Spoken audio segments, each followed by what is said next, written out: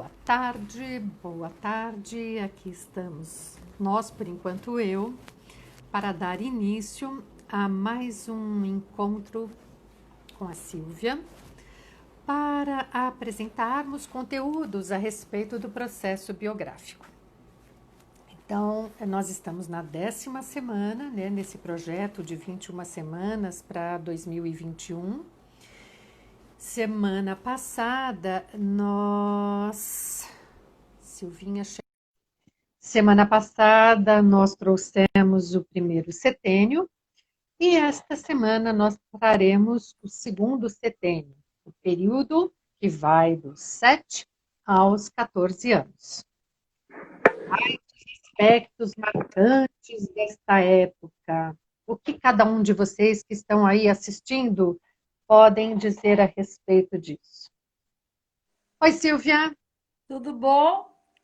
Tudo. Eu tô com um probleminha aqui no braço mecânico do celular. Vamos torcer para ele ficar quietinho no lugar dele, para ele se comportar. Tudo bom, Olivia? Tudo bem?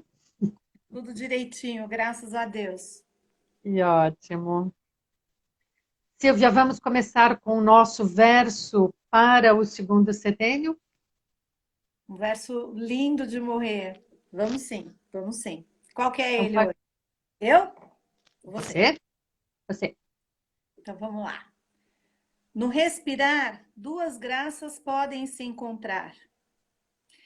Inspirar constrange, expirar liberta. Tão linda é feita a vida de uma mescla. Agradece a Deus quando Ele te aperta e agradece a Deus quando Ele te liberta. Foi de Pois cor esse, hein? Eu nem li.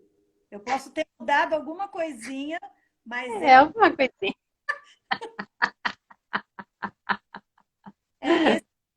esse verso do Goethe nós utilizávamos muito na verdade, em toda a abertura, no período que eu fui voluntária lá na Associação São Joaquim, que é uma associação que trabalha com idosos, fica na região de Carapicuíba, e esse era o verso que nós trazíamos para iniciar os trabalhos do biográfico, e que ele traz uma imagem muito forte do processo da vida e do processo da troca. O inspira, que quando o ar enche os nossos pulmões, chega uma hora que para um pouquinho e aquele momento de libertar o ar também, de soltar e de relaxar. Então, essa troca com o mundo vem Uhum. nas palavras do Goethe. E É.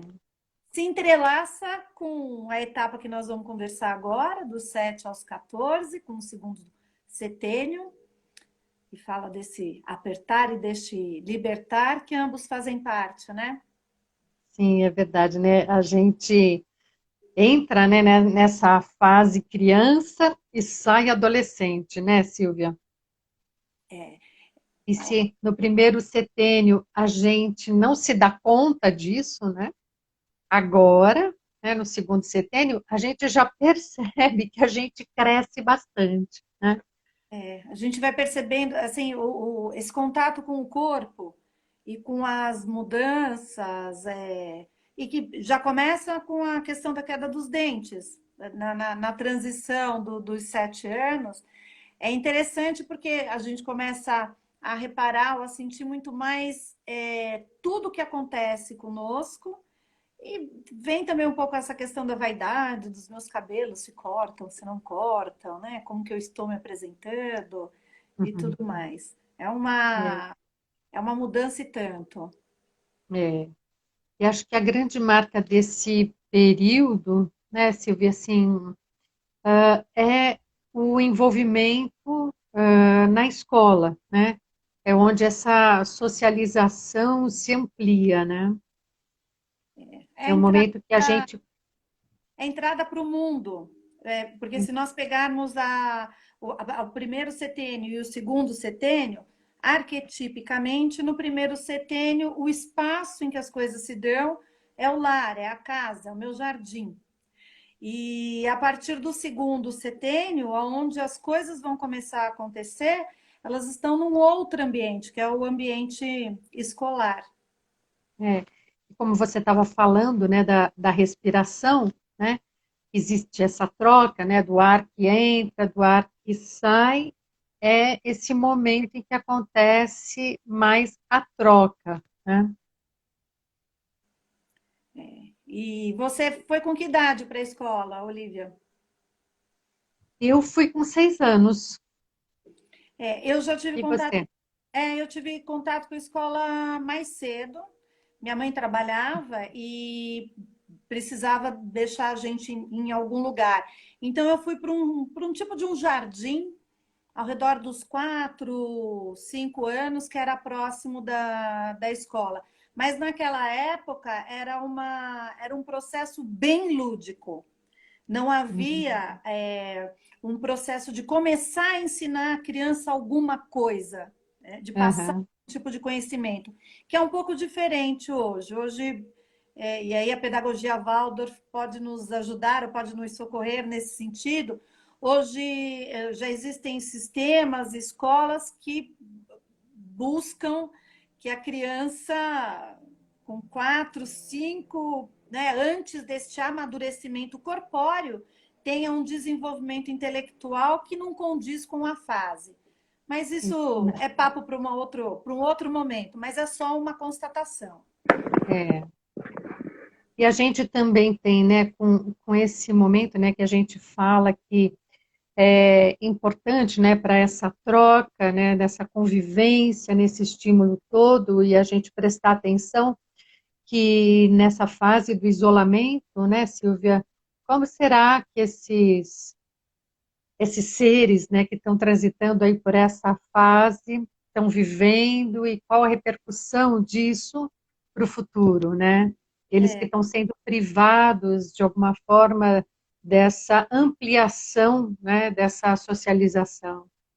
é desse contato com o outro, de você realmente verificar no jardim alheio como que as coisas são compostas. Eu lembro que uma frase assim que eu comecei a trazer para minha casa na época que aí já ao redor dos 8, 9, 10 anos, né, uma coisa de escola, que começa um pouco a comparação do que acontece na casa do colega e você traz para sua casa. Ai, na casa da minha amiga assim, né? E daí os pais vêm com aquele manto. Mas a sua casa é essa, é aqui que as coisas acontecem. Então, nós não vamos ter uma resposta agora para esse questionamento, mas é um fato que é um ano atípico, impactante nesse momento em que a criança está numa faixa etária em que ela tem a necessidade desse contato com o outro. E também acho que aqui eu poderia pontuar um pouco mais que para a sociedade brasileira, ou para a sociedade mais latina, os povos chamados de mais calientes, onde o toque físico, o contato humano, eles são algo que permeiam a própria cultura. Então, o que será que isso vai trazer para o futuro desse que hoje é uma criança, mas para o adulto no futuro? Então, fica aí a É, pergunta de reflexão. é verdade, né? E a gente vê, né, que esse momento é tão importante, né, para essa troca, né, assim, onde exatamente essas emoções, né? Nessa época vai acontecendo esse amadurecimento emocional e o reconhecimento das minhas próprias emoções, de como elas chegam aí para você e de como você devolve para mim e como é que eu tenho que elaborar tudo isso, né? Então, é esse mesmo processo da respiração, né? Então, eu inspiro, eu trago para mim, eu transformo e eu coloco na inspiração esse ar modificado, né? E, e esse é um momento, então, da respiração, do ritmo tão importante nessa fase, né, Sil? E é por volta dos 9 anos que a gente tem uma mudança mesmo do ritmo respiratório, né, cardíaco também, que marca essa frequência para a mesma frequência que acontece com o adulto, e essa é a marca física, né, de que a infância vai ficar para trás. Ali eu cresci, né, por volta dos 9 anos, com essa nova configuração física, a gente diz, a infância foi para trás, né? E se ali nos 3 anos, como a gente falou semana passada, a gente tem a primeira experiência de consciência do eu, agora, né, por volta dos 9 anos, a gente tem a experiência da vivência do eu. Você se lembra de algo nessa idade, Sil? Lembro. E eu, ao redor dos 9 anos, foi quando faleceu o pai da minha mãe, o meu avô, o nono Humberto. E é interessante que assim, o falecimento em si não foi algo que me pegou, mas o clima, o que estava acontecendo no entorno, na casa. Minha mãe ficou muito abatida, ela era muito apegada, muito próxima do pai. Então, minha mãe ficou bem impactada. Mas eu lembro de ter ido na escola e chamei duas amigas minhas porque eu precisava compartilhar com elas algo. E chamando as duas para perto e como num sussurro, preciso contar para vocês. Eu falei, tem alguma coisa errada acontecendo na minha casa. E elas perguntaram por quê. Eu falei, porque eles estão mentindo. Eles estão falando de um inventário. Para mim, aquilo, e lógico,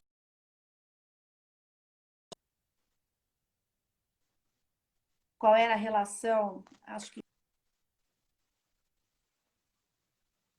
O inventário, provavelmente. uma pausa aqui, eu voltei, que eu acho que eu parei, eu pifei por um instante. Então, Uhum. assim, esse aspecto do segredo, de algo que eu ia compartilhar com elas, porque na minha cabeça era como se eu tivesse percebido algo de oculto. E então, para mim, eu trago isso como essa vivência do eu, de algo que eu estava me apoderando, tinha um falecimento dentro da família e tem um pouco essa característica de uma certa transição. Agora, até conversando com você neste momento, é que eu começo a perceber como eu estava de olho no mundo dos adultos já. Então, Uhum. tinha talvez aqui uma certa projeção ou um sentir-se fazer parte já distante do bebê, da menina que eu era, que eu tinha sido até então. Então, isso tava trazendo para mim. É. E é bacana também, só para complementar, Hum.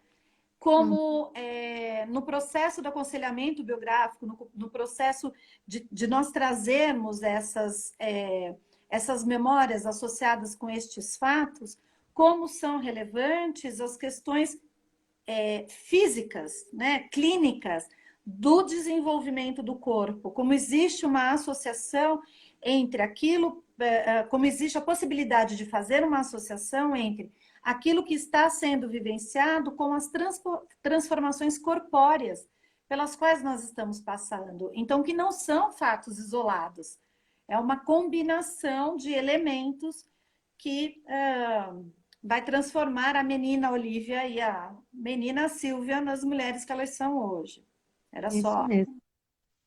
E que é exatamente também nessa fase, né, que a gente percebe todo esse crescimento tão fortemente, tão evidentemente, né, Silvia? E que também vai acontecer o amadurecimento hormonal, né? E a gente vai vendo o corpo se mudando mesmo, né? Assim, os pelos vão crescendo, as formas vão ficando mais definidas, né? A voz muda, né? Os seios começam a surgir. E com isso tudo também, né? Vai surgindo a atração pelo outro, né? Ah, cada um vai querendo se mostrar mais bonitinho, né? Começa a ensaiar o batom, né? Maquiagem, a roupinha mais assim, a roupinha mais assado, né? Porque quer se mostrar bonito para o outro. porque, além de tudo, essa questão da beleza também tem uma grande relevância nesse período, mas falando, né, dessa coisa da atração, né, assim, do amor, como é que começou a acontecer para você essa história do amor, né? Como era o amor para você nessa época, Silvia? É o amor que mexe, me deixa assim. Olha, eu fui uma pessoa de muitos sentimentos do amor platônico. Eu gostava, assim, né? Mas é interessante, eu tive um amor platônico pelo período do colégio inteiro, até eu sair do colégio, foi platônico mesmo, mas teve um outro que às vezes a gente até confunde, mas está mais relacionado à questão de uma pessoa, de uma autoridade que a gente costuma chamar como autoridade amada, e que é um professor. Então, aqui também fazer um parênteses, porque hoje é o dia da professora, o dia do professor, né? O dia dessas pessoas que nos orientam e que nos despertam para a vida também. Então, no meu Uhum. caso, era o professor Perides, no Colégio Rio Branco, um professor de geografia, e eu não era boa aluna, eu era uma aluna com um comportamento bem. Eu dei bastante trabalho para os meus professores. Muito inquieta, falava muito e tudo mais, mas esse foi o professor que ele viu por trás do comportamento e ele fez uma diferença fundamental. Ele teve uma diferença fundamental na minha vida. Nem tanto vai falar, ah, Silvia, mas você tomou jeito, começou a ser. Não, não é isso. Mas ele despertou, ele me auxiliou num olhar sobre mim mesma que eu carrego comigo até hoje, que estava relacionado com o potencial. Né? E também esse amor, daí já mais um amor de querer estar junto, de querer pegar na mão, de querer dar um beijinho, né? Que vai despertando. Com você também? Comigo, sim, né, nessa época, né, assim, e acho que tem essa marca, assim, de falar dos professores, é que dos adultos, né, à medida que a gente vai crescendo, a gente vai desafiando os adultos, né, essa coisa talvez que você está aí falando de deu trabalho para os professores, né, porque vai se colocando dessa forma, porque vai se testando, e a gente vai escolhendo, né, uma ou duas pessoas que vão representando, né, essa autoridade amada para a gente, né, Silvia, para quem a gente realmente entrega, né, assim, esse respeito e que faz essa ponte entre aquilo que a gente sente e aquilo que o mundo é, né? Eu, nessa época, professora, eu tive uma professora que eu admirava muito, era a dona Delmira. Ela era professora de português, né? E era uma pessoa muito firme, muito inteligente, mas que ela tinha um respeito pela singularidade de cada um, sabe? Que era uma coisa muito, muito linda de ver mesmo, né? Então, era quase fácil respeitar ela por isso, mas ela era brava, então a gente não podia vacilar muito com ela. Lógico que tinha quem, mas eu admirava muito. E tinha uma outra pessoa que para mim era muito importante e que me inspirou muito, que era uma prima na época, e ela era uns 15 anos mais velha do que eu, né? E ela era a pessoa, sabe assim, que eu olhava e falava, ah, nossa, assim que eu vou ser quando crescer. Quando eu crescer, é igual a você, né? É. E essas são as lembranças assim fortes, né? E tem uma frase, né, do Goethe que, que fala um pouquinho dessa coisa do aprendizado, das matérias, né, e do professor e tal, né? Que diz que um nobre exemplo torna fácil as ações difíceis, né? É linda essa frase, né? Muito. Ela é muito poderosa e olha a relevância desse processo da escola, da sociabilização e da relevância dos professores nesse momento, porque eles passam a ser aqueles que inspiram as ações desses jovens no futuro, né? Como é importante esse contato da escola, do professor, para a formação no futuro. Imagina, você tem um exemplo, alguém que te inspira, que te ilumina, para quando você entrar em contato com as dificuldades da vida, você já ter essa semente ou carregar em si aquilo que pode ser um caminho para a solução. Com Bonitinha certeza. a frase, Olivia. Bonitinha. Muito. É. E aí, como eu me senti invadida por Goethe para este encontro hoje, né? Assim, tem uma outra frase dele que também cai assim como uma luva, né? Ele diz assim que em toda parte só se aprende com quem se gosta, né? Hum.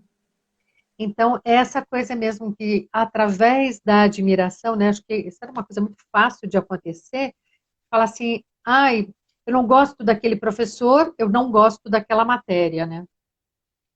A relação é absolutamente direta. E é nisso que hoje nós estávamos conversando aqui em casa sobre como estimular o jovem nesse anseio do desejo do conhecimento.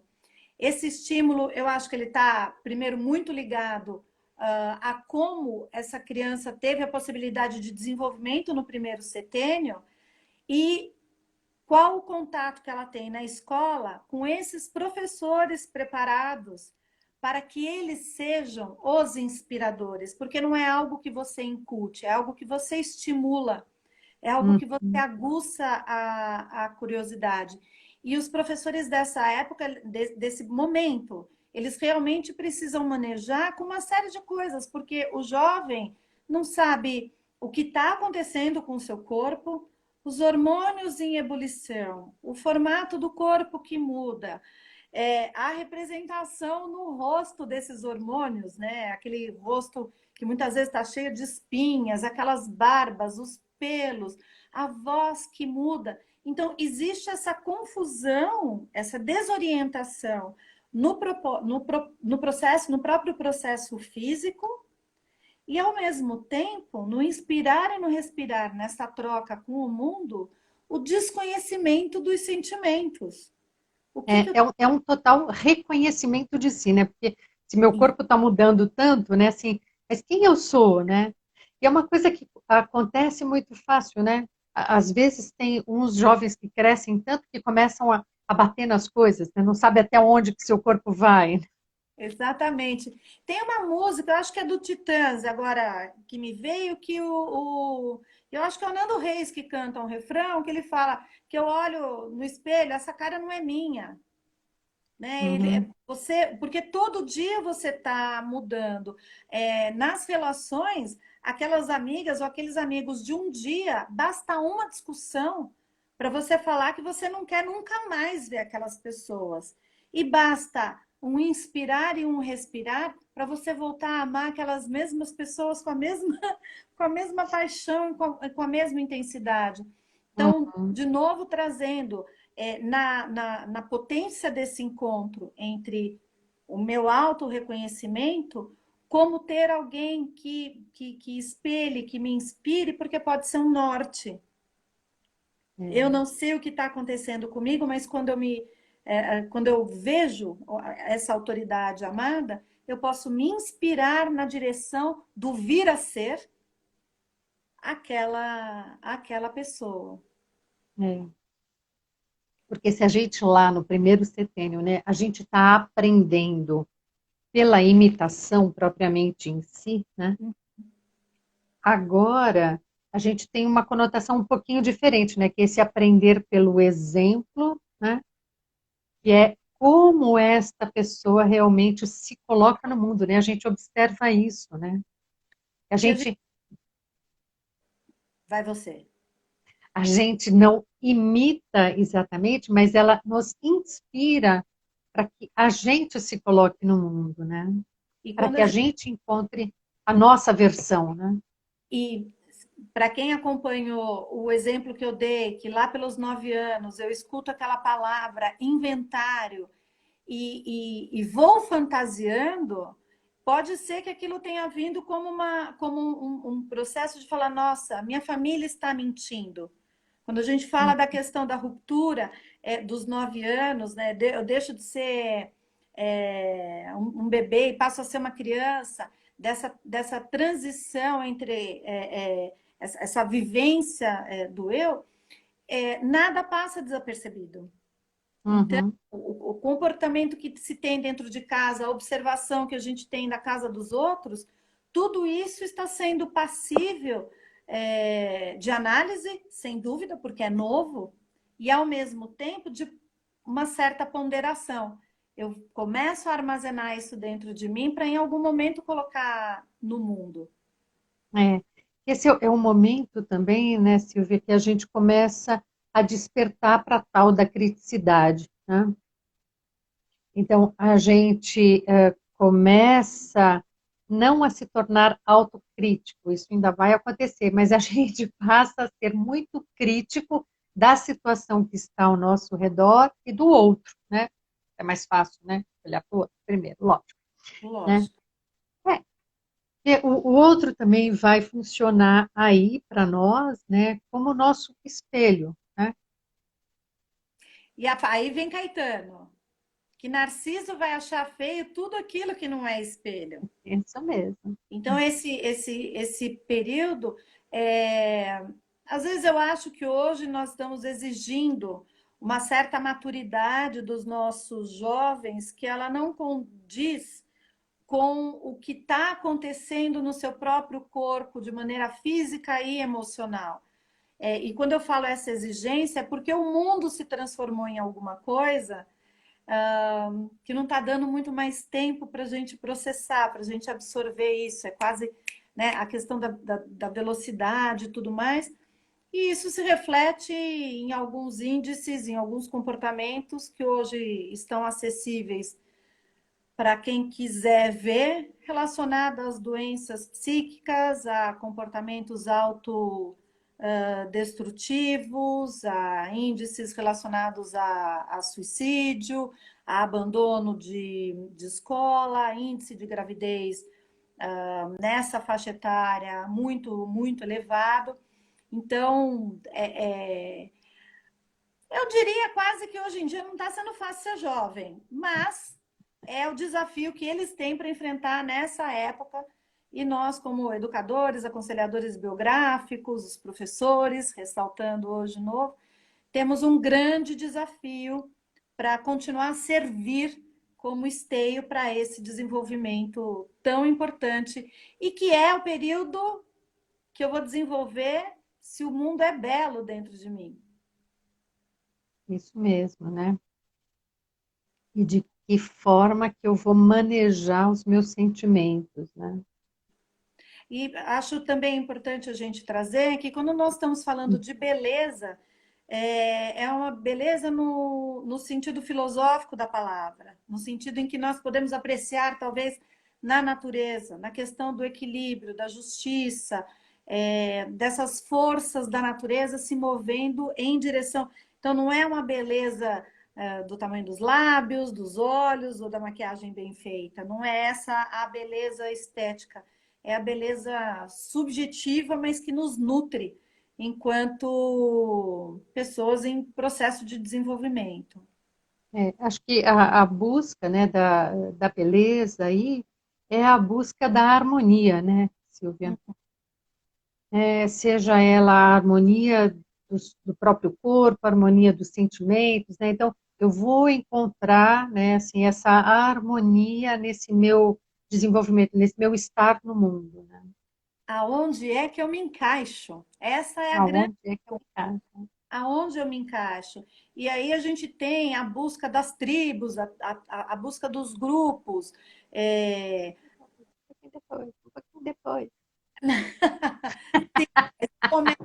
ela está falando do depois por causa do próximo setênio. Mas eu começo até, não que eu vá agora, mas na transição dos 14 para os 15, bem no finalzinho, isso já começa a ficar bem marcado e bem presente. Então, de novo, né, a gente tem processos de transição de um setênio para o outro, em que às vezes a gente realmente não consegue perceber quando um marco surge e o outro fica para trás. É esse eterno vir a ser. Então, a gente vai caminhando nesse desenvolvimento desafiador e lindo. Sim, lindo mesmo. Silvia, quais são as perguntas para que se reflita sobre esse período? Bom, aqui nós escolhemos aqui, uma delas está relacionada a esse seu encontro com alguma autoridade amada, com alguém que tenha te inspirado. Quem foi a pessoa nessa etapa da sua vida, entre 7 e 14 anos, que trouxe para você esse sentimento de, puxa vida, nessa pessoa eu gostaria de me espelhar, ou quando eu crescer, quem sabe eu possa ser essa pessoa. Então, de maneira geral, está relacionado a um professor ou alguma professora. E a segunda pergunta é o que dessa época, o que desse período você reconhece que traz em si até hoje, desse período do segundo setênio. Muito bem. Muito bem. Eu vou falar para você, eu ia perguntar para você, mas eu achava que era tipo provinha, mas eu não vou fazer provinha. Mas se você quiser responder, você responde. Ah, Você conhece alguma coisa que você traz ainda hoje, dessa época em você? sim. O gosto, o envolvimento pelo artístico, né? Assim, eu tive muito envolvimento com as questões artísticas nessa época da minha vida, assim, fosse a pintura, fosse o movimento, o teatro. Então, né, tem muito dessa coisa do falar e do ouvir, né? O teatro basicamente é isso, né? Então, sim, eu trago, acho que todas elas. Eu reconheço hoje, ainda que tenha sido algo que tenha acontecido, sabe assim, intermitente. Tive Uhum. pausa, mas a questão do relacionada assim, ao português, à leitura, à palavra, Ah, é algo que o germe veio nessa época. Nem tanto em contato com a matéria, com o português ou com a professora. uhum, Mas é algo que aflorou. Eu gostava de fazer redação, né? uhum. Adorava. Era a única, acho que era um dos únicos exercícios que eu fazia com prazer na escola, que eu achava. Então, isso é algo que eu trago. E outra coisa que eu trago é interessante, mas boa parte dos meus amigos foram feitos nessa época, ao redor dos 12, 13, 14 anos. Meus amigos até hoje, os mais fiéis e frequentes, são dessa época. Olha só. Eu tenho alguns desta época, eu tenho mais da próxima época, mas a gente fala lá. Então, Nós vamos encerrando hoje. vamos. É, A Virgínia, a Olivia vai ler o verso, porque como eu fiz de cor, a Olivia vai falar o versinho direitinho agora. duas graças há no respirar: inspirar o ar e dele se livrar. Inspirar constrange, expirar liberta. Tão lindo é feita a vida desta mescla. Agradece a Deus quando ele te aperta e de novo quando ele te liberta. Então, pessoal, muito obrigada por quem nos acompanhou. Semana que vem é lá no meu canal e nós vamos falar sobre Temperamentos. isso. Então, traga o seu raminho de alecrim, a sua sálvia, o seu orégano, a sua pimenta, o seu sal e vamos ver qual é o seu temperamento no próximo encontro. Isso mesmo. Até Ó, lá. beijo!